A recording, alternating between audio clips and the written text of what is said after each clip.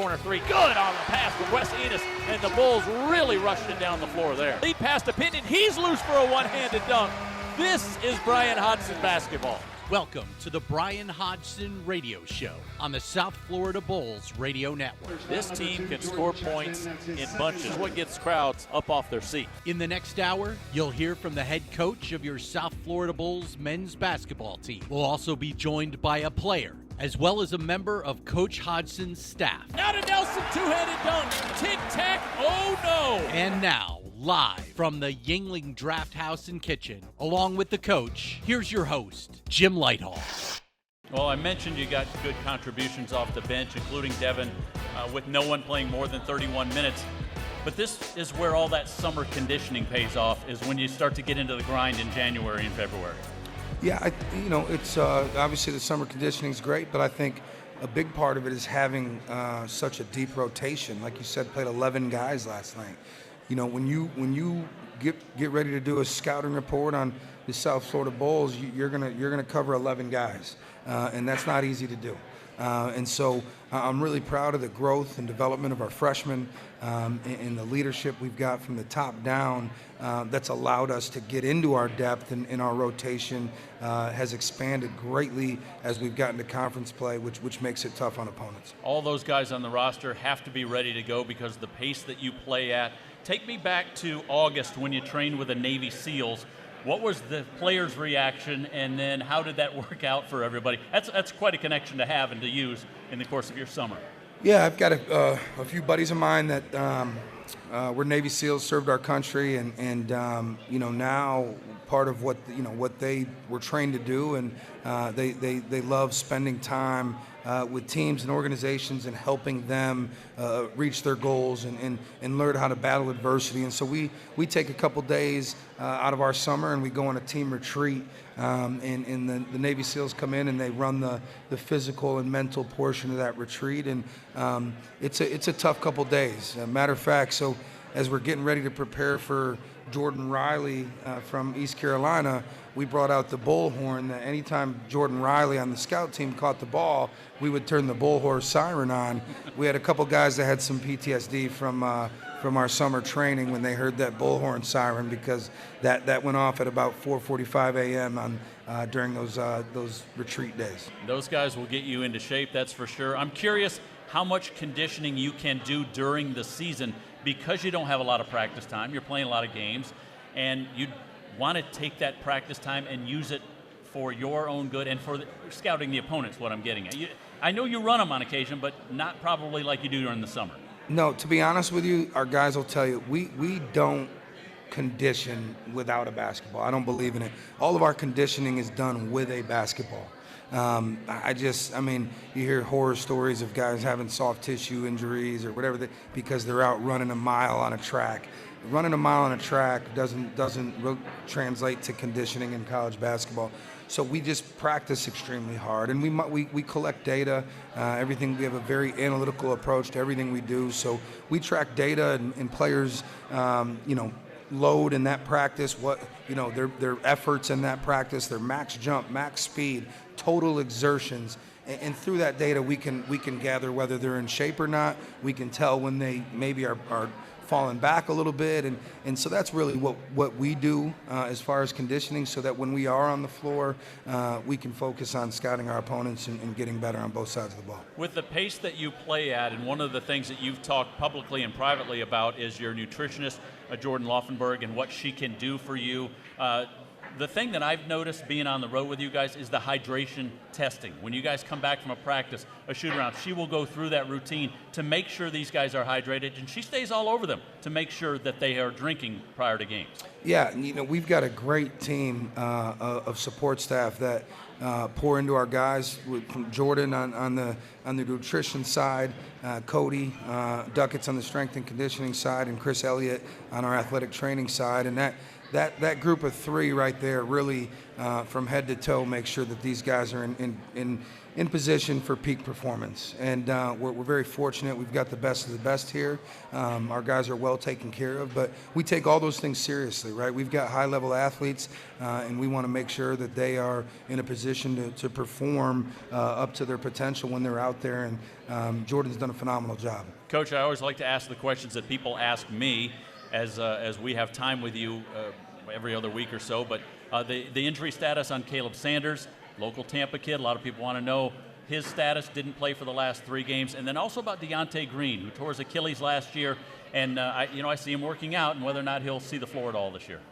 Well, Caleb's here tonight, obviously, sitting here eating some pasta. Caleb is doing well. Caleb obviously had a concussion, and that's not something that we take lightly.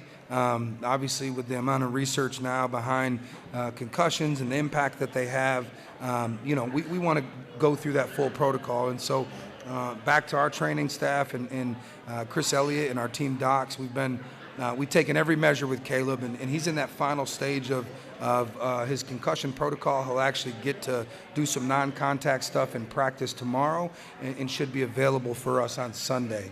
As far as Deontay has progressed as about as good as you can given the injury that he had. And, I'm just so proud that Deontay is with us because it's truly like having another assistant coach. Deontay and I sat down, and man, he's a competitor and would do anything for USF basketball. But what was in the best interest of Deontay was to not play this year. And Deontay's faced some setbacks across his career, and with his work ethic and his character, he deserves an entire season of college basketball, and that's what we want to give him. So he will sit the remainder of this year on a medical red shirt, and that was the plan from out of the gate to begin with. And he's worked really hard, but he's back in practice. He's given us a great look on our scout team. He's a true leader, and we'll look forward to having him back in a USF jersey next year healthy. Appreciate those updates, Coach. That is Bryan Hodgson. We are live at the Bryan Hodgson Radio Show. We're at the Yuengling Draft Haus Kitchen, 11109 North 30th Street. They opened this place about 18 months or so ago, 42,000 square feet. Absolutely beautiful. We're going to be here 2 more times throughout the course of the season, February the 5th and also the 18th.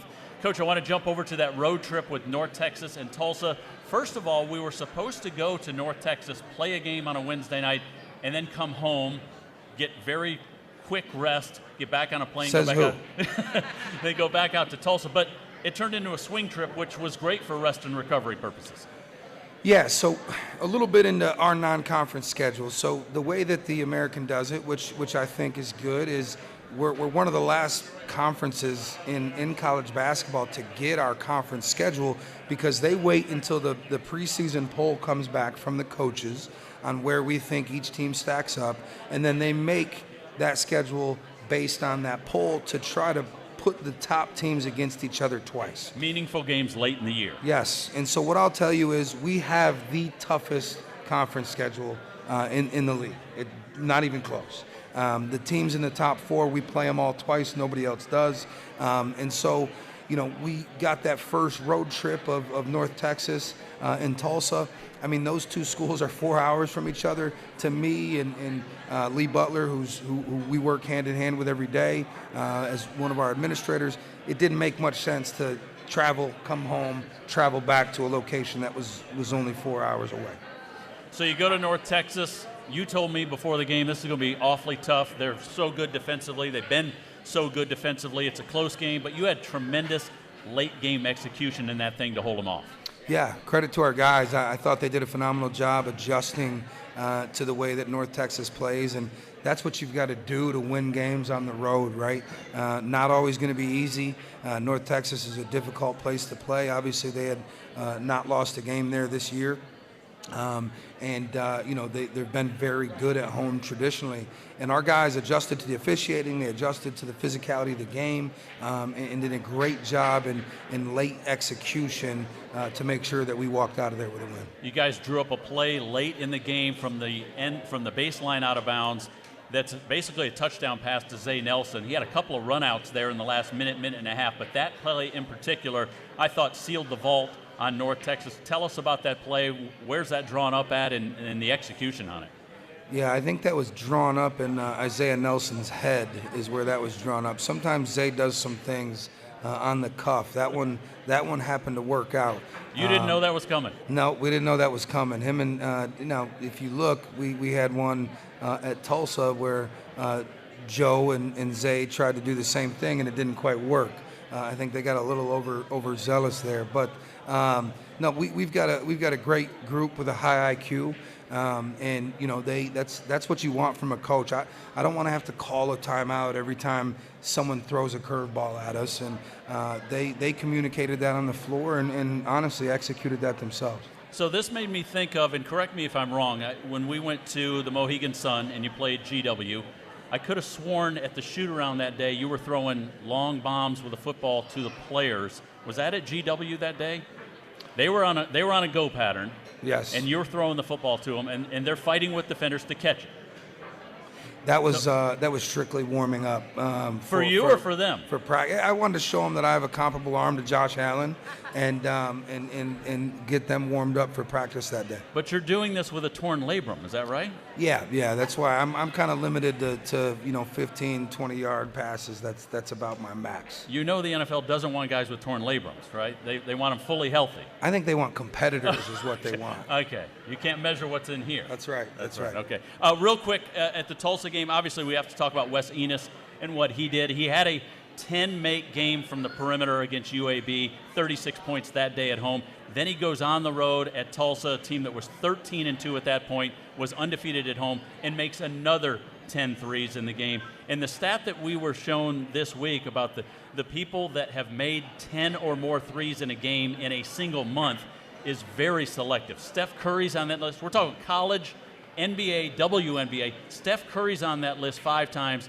Klay Thompson, there's one other college player, and now Wes Enos is on that list. And he did it in a week. Well, you missed one. Who? Steph Curry, Klay Thompson. Oh, yeah, you're right. James lefty. Harden. Yeah. And Rodney Clark from Arkansas, right. And then Wes Enos. And that's they did it in a month. He did it in a week. Yes, he did in a week. That's obviously rare company. So really proud of Wes. We had some games early on, speaking of the old GW game, where he couldn't throw it in the ocean. And we weathered the storm on that, and he went right back to work in the gym. And all jokes aside, he's a worker. He's a worker, and we trust him to take those shots, and he's proven here lately that he can make them at a high clip. Coach, we'll take a break after this question, but what did you see at him at the Division II level, Lincoln Memorial, that says this guy can play at our level, and can everyone at Division II come and play at Division I? Well, no, absolutely not. Yeah. It's a very few and far between can make that jump. You're talking, a handful of guys a year. But what we saw in Wes was a guy that was super competitive on both sides of the ball. Player of the year, defensive player of the year in a really good Division II league. But more importantly, was extremely efficient from every level and had a really high basketball IQ. And to play for us, you've got to have a high basketball IQ. We run a lot of stuff. We mix things up a lot defensively, so you've got to be able to think the game. And we had been watching film on him since January back at Arkansas State when his name was brought to my attention. And so he, as we watched and dove into his film more, we realized that he was a great fit for us. Not bad for a guy who started as a right-handed shooter and switched to lefty in the 8th grade. Yeah, right? I don't know how much truth's behind that story there, but I'll let him tell it. Well, he's going to ride that story for a while. We'll find out later on in the year whether or not that's 100% accurate. Sounds good. All right, we'll let you take a break. We have Izaiyah Nelson coming up. We are live at the Bryan Hodgson Radio Show, Yuengling Draft Haus and Kitchen. We're at 11109 North 30th Street. We'll be here until 7 o'clock tonight. We'll take a timeout, come back with more on the South Florida Bulls Radio Network. And if you haven't seen Izaiyah Nelson play, this guy is a man-child. Layup is no good. Nelson, reverse dunk, rolled off the rim. He never came down with it. A rebound throwdown for Nelson. Yeah, that wasn't bad. This is the Bryan Hodgson Radio Show on the South Florida Bulls Radio Network. Welcome back. We are live at the Yuengling Draft Haus and Kitchen. Jim Lighthall with you as we had a segment with Bryan Hodgson, the head coach. He will come back a little bit later on, but an opportunity to talk to Izaiyah Nelson, the big man, the man in the middle, as I like to say, wears number 35, having himself a tremendous year. Izaiyah, first of all, thanks for coming by. We appreciate you giving us a few minutes tonight. No problem, man. Thank you for having me. Listen, we've had you on the post game a few times, and you've done very well on that, so we figure we'll let everybody get to know you a little bit better. We're not going to go crazy with X's and O's stuff, but people want to get to know you, so we'll kind of dive into your life a little bit. But you told me chicken and waffles was the choice tonight for dinner. Yes, sir. Yes, sir, it was. So this is your go-to, or was it just something you tried tonight? This is just something I wanted to try tonight. Change it up for a little bit instead of getting a burger. Okay. With the chicken and waffles. So that'll be good. That you could use that as a pregame meal for Sunday's game against Wichita State. Is it? Will that Maybe. Fly with Jordan or not? Yeah, I got to check with my nutritionist on that one. I don't think she's going to go for that. Hey, you come from Arkansas State. You're in Jonesboro, Arkansas for a few years. Now you're in Tampa, Florida. How has it been for you to make that transition? Man, it's been pretty good. It was a heck of a drive. I drove from Arkansas to Atlanta to Tampa. But Tampa's real nice. It's real beautiful. The weather's nice. Pretty cold out here this last couple days. Yeah, well, you didn't sign up for this kind of weather. No, sure. I did not. Yeah, it'll get better. Trust me.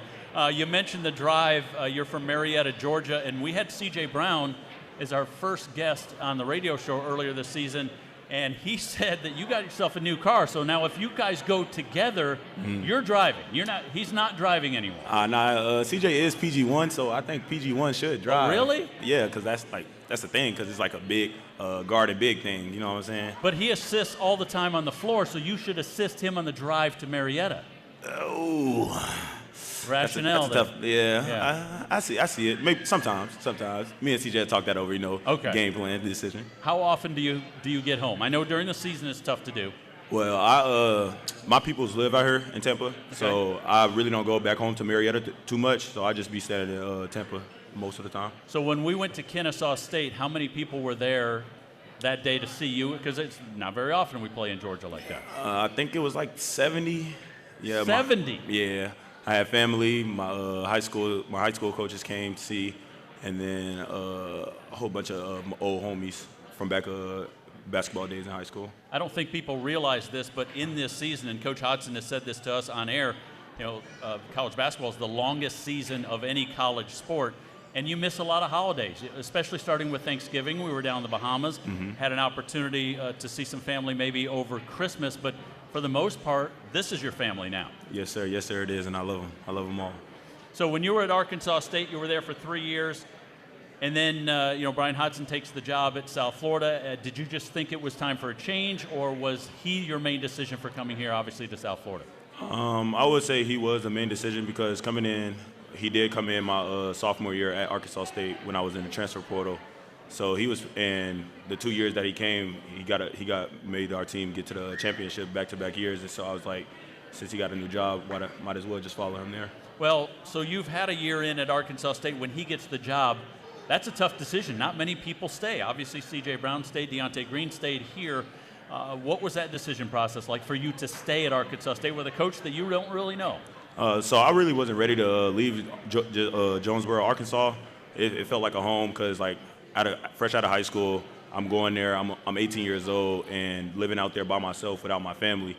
You just tend to want to stick with a place, and so I wasn't ready to leave Jonesboro, Arkansas, and go to another college or stuff like that. I know at your age you haven't had life experiences like people that are 40 or 50. Who did you bounce that off of? Did you talk to family? Did you talk to Joe Pinion, who was also at Arkansas State and probably facing a very similar decision himself? What was that decision process like for you to pull up roots and come to Tampa then? Yeah, I talked to my mom a lot. My mom, she's the decision-making person of me, if I'm going to do what I really want to do. And so I talked it over with her, and then that's when my guy Joseph Pinion, when I found out that he was going to hit the transfer portal too, and he was thinking the same thing I was thinking, I was like, might as well do it because we've been teammates, and I love that dude. It's been a good package duo coming down here to Tampa. Take me back to high school. You were averaging 9 points and 8 rebounds at that time. You weren't a 30 and 20 guy coming out of high school. So what were your options coming out of high school? I had 17 offers coming out of high school. A lot of mid majors, no high majors really. And so the only schools I went to visit was Morehead State, Georgia Southern, and Arkansas State. And was Bryan Hodgson the reason why you ended up at Arkansas State, or was Jonesboro just that nice that you had to go there? Coach B. Hodge wasn't the coach at the time, but the coach that was there, he talked a pretty good game, and it was real nice in Jonesboro, and it was a small town. It was kind of like Marietta in my heart. Okay, all right. Listen, right now you're in the top 15 in the nation in rebounding. I hear this question asked to great rebounders a lot. Is it your head or is it your heart to be a great rebounder? Well, with me, it's my heart. Like, I used to play for an AAU team called Heart Over Height, and so, like, every time I step on the court, like, it's all in you, because at the end of the day, like, there's no X's and O's. It's like you versus that other guy in front of you, and it's like who put the most work in over the summer and throughout the years before the season started. So tell me if this quote is accurate. I read this as well. Every rebound is potentially mine until it's actually grabbed by someone else. Is that what great rebounders say to themselves? I believe that. So I've seen you pry the ball out of opponents' hands. I've seen you pry the ball out of your teammates' hands at times because that's potentially yours until they actually have it. Nah, yeah, 100%. I get that from Dennis Rodman. I want to talk about your free throw shooting as well, because you were low to mid 60s for a long time in your career, and now this year you're in the mid 70s. This has really improved. What's been the revelation for you? How much work have you put in on that? I put in a lot of work. Coach also have us after practice. When we get done practicing, we do a thing called free throw game. We got to get to 100 points before the opponent team, us missing shots, gets to 100 points. And so I feel like that helps me out a lot. And then I also take my time and take a deep breath. And I imagine myself making both free throws and knocking them down. There's a lot of big guys that get pulled off the floor in late game situations because they can't make free throws, because the opposition is going to foul them. You're always on the floor in late game situations, I'm guessing because you make your free throws. Yes, sir. Listen, you mentioned practice there, and one thing about practice, there's always music booming the whole time. The one thing I've noticed about you is you know the words to every single song that comes on. How on earth do you know the words to every single song? It doesn't matter what the song is, you know them. Yeah, music, it really speaks to me.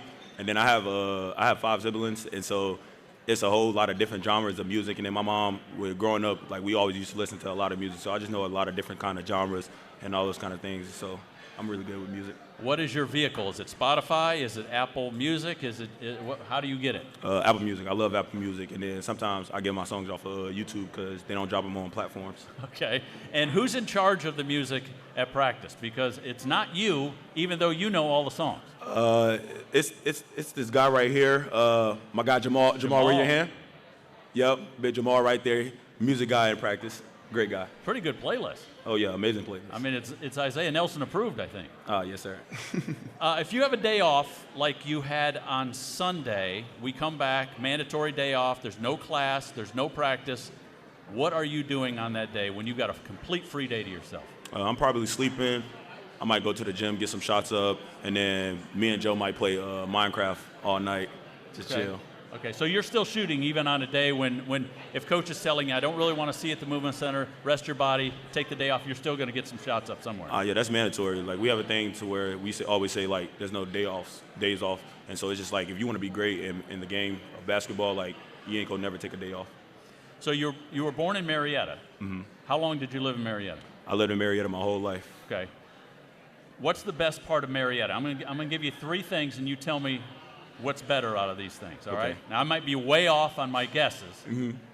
The 56-foot-tall Big Chicken KFC on Cobb Parkway. Do you know that place? Yeah, I know that place. Everybody knows that place in Marietta. Amazing place. Gone with the Wind Museum inside Brumby Hall. Do you know what that is? No, I do not. Have you ever seen Gone with the Wind? No, I have not. My broadcast partner, Joey Johnson, that's his favorite movie of all time. Okay. He'll fill you in on it. He'll probably invite you over to watch it sometime. Don't go. That movie's like from the 30s. I'll keep it noted. What about Chalktoberfest? Never heard of that either. You haven't heard of that, where they chalk all the sidewalks and everything? Nah. So it sounds like by default it's the 56-foot-tall Big Chicken KFC. Yes, on it is. Cobb Parkway. Yeah, it's either that or we got whitewaters out there too. Oh, for rafting and stuff like that? Mm-hmm. Okay, you like that? Yes, I love it. Okay. Well, The next time we're in Marietta, we're stopping by there. We're going to see the giant chicken, and we're going to go whitewater rafting. Oh, yes, sir. That sounds amazing, man. Izaiyah Nelson, I appreciate the time. Thanks for coming by. Good luck the rest of the season. This guy's been a double-double machine all year long. Hopefully that will continue as the Bulls keep winning basketball games. Thank you, Izaiyah. Thank you for having me, man. All right, we'll take a break. We'll come back to the Yuengling Draft Haus Kitchen, located here on 30th Street. Back after this with assistant coach Jamie Quarles on the South Florida Bulls Radio Network.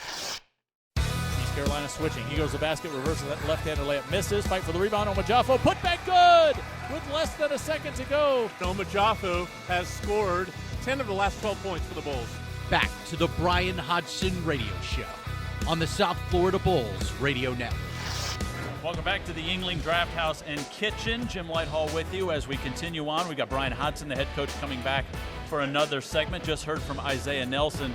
Really, really good player, very good interview as well, and we'll be doing this throughout the course of the season, talking to different players. But we're here at the Yuengling Draft Haus Kitchen, 42,000 square foot facility, 5 bars, 88 tap handles, 5 different private dining and conference rooms.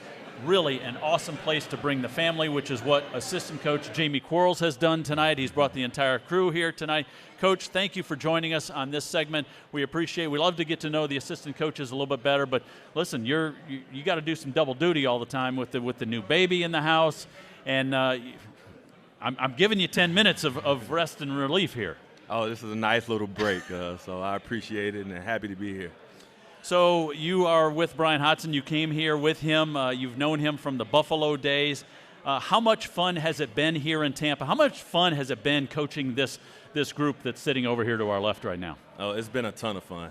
These guys are dynamite. As you can see with Izaiyah, he's a big personality. From California to Canada to local guys, we have a really good group. Guys that bring a lot of energy every day, and they're fun to be around. They help keep us young. One of the things I heard about Izaiyah quite a long time ago, and being around him, I can confirm this, but he's, quote, always on. This guy never has a bad day. He's never in a bad mood, it feels like, and he is the life of the party. Oh, he definitely is. That's no exaggeration. He's always on. And if he's off, which is very, very seldom, something's going on and we need to give him a hug. But for the most part, he's always on. We always appreciate you giving us time in the pregame. We get a scouting report from you and the other assistant coaches as well. That's usually about 3 or 4 minutes. What I like about your staff is that we can sit with any one of you guys and you can give us a complete scouting report on the opposition because it's your responsibility to know everything about the opposition. No, absolutely. The way we do scouting is a little unique in that everyone's involved in every game as opposed to a lot of places. One game might be one assistant scout, the next game might be another assistant scout, but we're all hands on deck for every game, and that's really worked well for us dating back to our Buffalo days, and something I really enjoy being a part of. Yeah, certainly something's working because you guys keep on winning every stop that you're at, Buffalo, Arkansas State, and now here at South Florida. You graduated after a nice playing career at Division II Augusta in 2008. You started coaching at Oak Hill Academy in 2009. That's not a long layoff. You got right into it. Did you know you wanted to coach? I did. Came from a family of educators and coaches. So I've been in the gym since I could walk. And about halfway through college, I knew that I wanted to coach. I knew that I wanted to coach on the collegiate level. Took a little different path going to Oak Hill Academy for 2 years, but wouldn't trade my path and my trajectory for anything in the world. I hear people say how much fun it is to coach. People at the higher levels say how much fun they had coaching high school, whether that's high school or prep, that those are sometimes the best days of their life. Oh, they were. So I went from being a senior in college on the basketball team. We played in the Division II National Championship game that year, so I was enjoying life. And 6 months later, I'm living in Mouth of Wilson, Virginia, population 400 people. So I really got a chance to learn a lot about myself. I got a chance to run my own team. So I grew tremendously in those 2 years, and it helped prepare me for college. So look at you now, 14 years after you took that job, 16 years as a coach. Time has flown, and you've learned from a lot of different people. It has. I've been really fortunate. I've been able to work with some really, really good coaches, a lot of good players. I've learned a lot. I've grown a lot. And the byproduct of that, I've been fortunate to be a small part of winning at a high level. And I hope to continue that. And I think we're going to really have a chance to do that this year with this group. Take me back to the Buffalo days. You're working there under Nate Oates. You meet this great big giant guy from upstate New York by the name of Bryan Hodgson, and you guys start to bond. So a lot of people don't know, it's not even on my bio. I was hired at Nicholls State. I was there for about 6 weeks, my first Division I opportunity. And me and Bryan met well before Buffalo. You know, we met during our camp days, working at Duke camp. So we've been all assistant coaches meet other assistant coaches at camp. That's like the place. And Coach Butter. So we've been tight for a long, long time, about 18 years. I never coached a game in Nicholls State. I'm only there for about 6 weeks. And after a big plug and some influence from Coach B, I drive back to Augusta after packing up all my stuff in Thibodaux, Louisiana, and I get hired at University of Buffalo, have a chance to be there for 2 of the most successful years in school history and do some big things. And me and Bryan have been tight, and we said if we ever had an opportunity to work together, we were going to make it happen, and here I am. So he gets the job at Arkansas State, and that becomes a no-brainer for you to go with him. No-brainer. What we did there in 2 years was remarkable. Have a chance to work with one of your closest friends in the world. Guy was in my wedding. Have a chance to win. Have a chance to play in the conference championship 2 years in a row. After playing in the conference championship and winning it 2 years in a row at Buffalo, something that we hope to continue. So we worked together 4 years, and we've been in the conference championship 4 years. So hopefully this is year 5. Yeah, hopefully that continues for sure. Hey, take me back to the summer of 2022. You're selected for the Jay Billis Coaches Leadership Program. Tell us what that's all about. Unbelievable opportunity. It was 10 up-and-coming assistant coaches from all around the country, all levels, and we spent a weekend just getting better in every aspect of assistant coaching. We all took back things that would make our programs better, and I almost didn't go. I had a lot going on. I just had a death in the family. I remember reaching out to T. Me and him, ironically, were in the same class there. And I said, hey, man, are you going? And he said, yeah, I think so. And when I got there, I was so glad that I did. We learned a lot. Fast forward a year later, and me and T are co-workers now instead of just friends. And here we are. So really glad that I went. I definitely got better as a coach that weekend. Talking with Jamie Quarles, assistant coach for the University of South Florida here on the Bryan Hodgson Radio Show. Listen, I got to address the elephant in the room. You don't have the boot on anymore. You appear to be walking fairly normally. Everyone over on the staff knows what I'm talking about. The fans probably do not. But you tore your Achilles right at the start of the season when Adam Sandler came over to play at the Muma Center. Let me hear the story. I remember that morning vividly. We got the confirmation that him and his team were going to come over and play. We go home early. We come back to play, and we get out there. You're probably all ready. You're like all juiced up, ready to go, right? We're ready. Yeah. We've been stretching. We haven't played in a couple weeks, and I get out there, and the game is nice and slow, just like we need it. Just like you like it, right? I literally cut to the top of the key. I feel like someone clicks my foot, and no one's standing around me, and I just go down.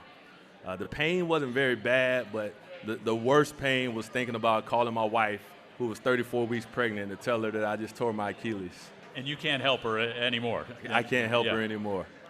So Adam Sandler, he thought you were kidding. Is that right? Or He did. He felt so bad.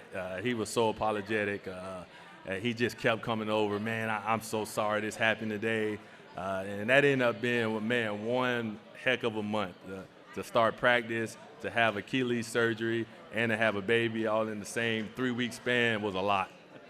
Well, we're glad that you're getting healthy. I know you're not 100%, and you talked to Deontay Green, who tore his Achilles last year, for some advice. I did. Tay's been really, really good for me. He gives me advice as I reach these different milestones in the recovery process. He's been pumping me up, so he's been a really good resource for me. Well, listen, as you heal up, that means you can help more around the house, and I know the wife and the kids appreciate that, and I appreciate you giving us about 10 minutes or so. Thank you, Jamie. Absolutely. Thank you for having me. All right, that's assistant coach Jamie Quarles. We'll come back with more, another segment with the head coach himself, Bryan Hodgson, when we return to the Bryan Hodgson Radio Show on the South Florida Bulls Radio Network. Shot clock down to 4. West steps back, launches a 3. Got it! That's number 10. That ties the school record. He did it again. He did it again. More from the head coach now on the South Florida Bulls Radio Network. Welcome back to the Bryan Hodgson Radio Show. Jim Lighthall with you. Full house here tonight at the Yuengling Draft Haus and Kitchen. And why wouldn't there be? $9.99 burger and beer special after 2 o'clock, music bingo, karaoke. Also tonight, the exclusive limited release beer, the Bourbon Barrel Reserve. You can only get it for a limited time. Once it's gone, it's gone. It usually lasts about a week, and then they'll do it again next month. So here at this place, they are constantly dreaming up new drinks and new concoctions. I think one of our athletic directors, Lalo Prado's back there enjoying the burger and beer special. I hope he can hear this. You think he's going to reduce that time frame from 7 days to 6? That it's available? Yeah, probably. I think there's a strong possibility of that. That's Bryan Hodgson. We talked with him a little earlier on back here to finish things up. Coach, a variety of different topics I'd like to talk about, and one of those, cleaning up the road trip to Tulsa. I don't know how many people know this, but we get to the airplane to come home, and there's a lot of commotion at the front of the plane, and we're sitting on the plane for about 45 minutes to an hour, and we're not leaving. And I finally took I had a movie on, and I'm thinking, wow, we've sat here a long time. Couldn't get the door to the airplane closed, so we couldn't leave. And I thought you had a great idea. You walked to the middle of the airplane and completely deadpan to the players and said, listen, guys, we can't get the door to the plane closed, so we're going to fly with it open. So you guys better buckle up. I mean, that was one of the best acting jobs I've ever seen, because the look on their face and the look on my face was, I thought we're flying with the airplane door open. But we finally got it closed. Yeah, if Caleb Sanders would have been there, you would have really seen a reaction. But no, yeah, that was. You never know. Yeah, it's always interesting with the planes coming home. But I literally watched the flight attendant break the door, and then she pretended like she didn't. But we ended up going back to the hotel for a couple hours, and they got a maintenance guy out there to fix that door so we could get on home to Tampa. That's the beauty of the charter, though. That sometimes that kind of stuff happens. You want to get home right away, and we got home a little bit later, but we did get home that night, which is always better. Yeah, absolutely. Hey, you practiced on that trip at the Dallas Mavericks facility as well. It's a great opportunity for these kids to go and work out in a place that they aspire to work out in every day. Yeah, absolutely. Got a great relationship with some people in the front office at the Mavericks, and asked them to use that facility during our stayover period, and they were gracious enough to let us use it, which was a great experience for our guys. And speaking of the Mavericks and also the Lakers recently and the Knicks last night, there are pro scouts coming to watch your games because you have pro talent on your roster. Yeah, I believe we've had either 22 to 24 NBA programs come through, and some of them have came back second or third time. I think the Knicks were in the building last night for their third time this year, and starting to take notice of some of our guys, and a credit to our guys for their work, and they're starting to see some of that pay off with some of the attention they're getting from that level. How does that back and forth work with pro teams? Do they have to check in with you and let you know that they're coming, or do they just show up and you find out later? How does all that work? Yeah, they'll reach out to get themselves on a pass list, make sure that they have a credential and a seat, and but it's obviously we welcome them with open arms. I think we've had every team from the Eastern Conference come through so far, and most of the Western Conference as well, which is great. And I guess the bigger question is, do you tell the players that they are there? No, we don't. Yeah. I tell our guys you should play the same way no matter what. I don't want nerves to get involved, or all of a sudden you definitely shouldn't be playing harder because an NBA team's in the building or not in the building. That shouldn't dictate the way you play the game. And so, we don't communicate that with them. They find out after on Twitter, just like you do. The win over Tulsa jumped you 20 spots in the net. You got up to number 56. I think it slid back a couple spots last night just because of who you played, being East Carolina. But getting up to 56 was the highest this program has ever been at, and that was your intention when you made your schedule, was to get as high as you could in the net. Yeah, we want to be, obviously the net is the tool, the metric developed by, the NCAA to determine who gets into the NCAA tournament. Not only that, but their seeding, and I came here to put ourselves in that conversation, and one of the ways to ensure that you're in that conversation, obviously, is to have a good net. And there's a bunch of factors in the net, obviously, but offensive and defensive efficiencies are two of the big ones. It's something that we spend a lot of time looking at, and obviously what who your opponent is as well, and which is why we scheduled the way that we did in the non-conference. Everyone aspires to get those quad one wins, and that was your second quad one win already of the season. We just went past the halfway mark. An opportunity for you to make large jumps in the net. When you play those games, you're not jumping up 2 and 3 spots. You can jump up 20 at a time. Yeah, absolutely. And we want to try to get as many quad 1 and 2 games in the non-conference as we can. And we missed some opportunities there, but we're going to continue to schedule that way. Izaiyah Nelson was our player guest. I'm sure you heard him talking over here a little while ago. He had the 6 straight double-doubles. Logan Ingram, your assistant coach, told us when we did a pregame interview with him a couple days ago, he said, "You're not going to believe this, but Izaiyah Nelson gets better as the season goes. His numbers will go up in conference play. Typically, guys' numbers start to dip as the competition gets better. Not the case with Zay."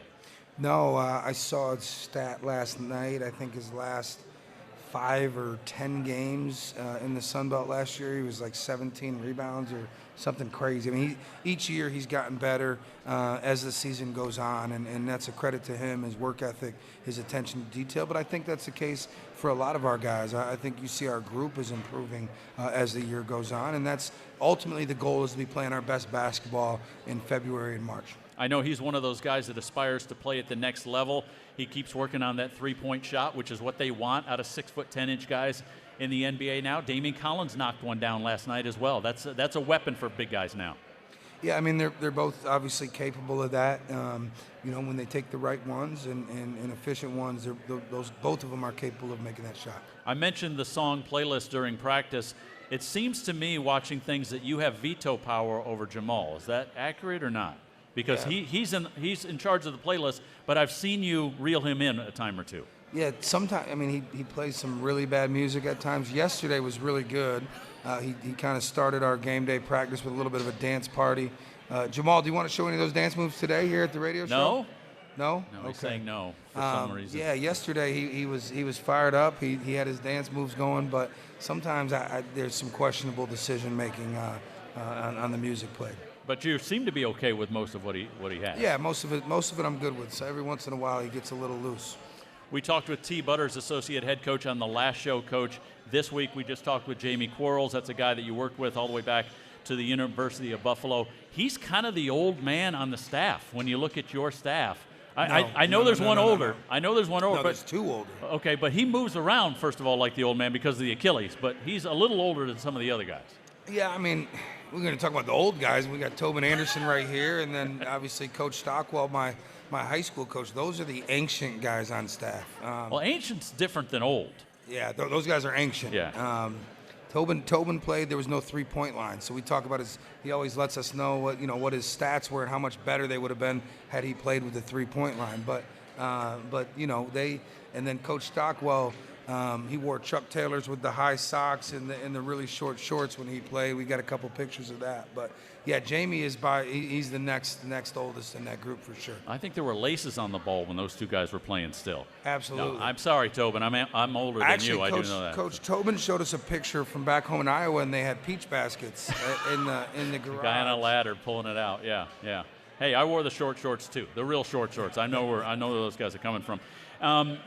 This is a young staff for the most part, and the one thing I've had to get used to a little bit is getting on airplanes and getting on buses and hearing babies crying. I have not heard that, young kids crying on the bus, because it's typically an older staff, but this is a young staff, which brings energy and enthusiasm.